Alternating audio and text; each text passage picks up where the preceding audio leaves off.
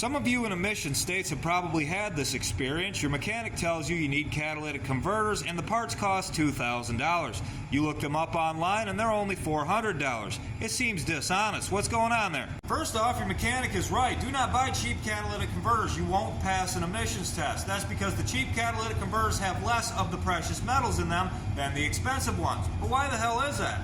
This is the inside of a catalytic converter. I know this as a substrate. It's a ceramic structure with tiny square passages that go all the way through to the other side.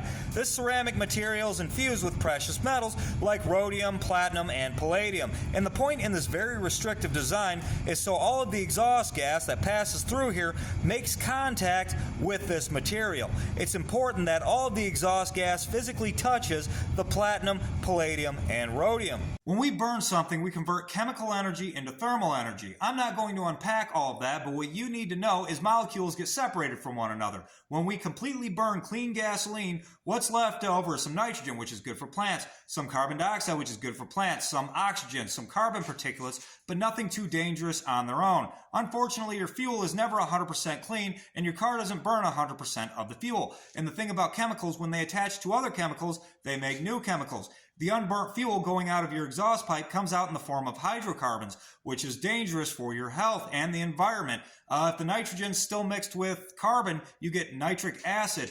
Carbon dioxide, which is harmless, is 1 part carbon, 2 parts oxygen, but carbon monoxide, which is dangerous, is 1 part carbon, 1 part oxygen. All this stuff needs to be taken the rest of the way apart. That is what the catalytic converter does. When the rhodium, platinum, and palladium reach a certain temperature, they begin to attract certain molecules, slowing them down and tearing them away from whatever other molecules they might be attached to, sending everything down the pipe in pieces, separate from one another. That reaction produces heat, and that heat is all that's needed to burn off any excess fuel that wasn't burnt that comes down the line in the form of hydrocarbons. So your catalytic converter is a catalyst. A catalyst is something that increases the rate of a chemical reaction without undergoing any changes itself. How is it a catalyst? The simplest explanation is, well, it burns things up without burning itself. Let me show you. This is a flame. It's a chemical reaction, stuff burning up. Its catalyst is carbon, and with the right fuel-oxygen mixture, it does a pretty good job. But we don't have as much oxygen in an exhaust system. So, if we use the flame to warm up the catalytic converter, get her nice and hot there, then shut the flame off and just pump the gas into the catalytic converter, as you can see, it's still glowing red. It's still burning. It's still doing the job of the flame, but nothing's on fire. Take the gas away, you take the heat away.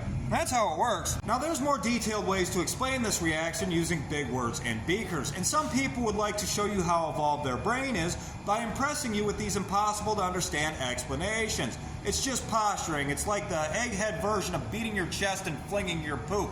But all you need to know is your catalytic converter uses precious metals to burn things up without burning itself. The more of those precious metals it has inside of it, the better job it does at burning things up without burning itself. Somewhere in the near future, I'll be showing you how to extract those precious metals from that substrate. I hope this information helps you in one way or another. If it doesn't, I hope you learned something at the very least.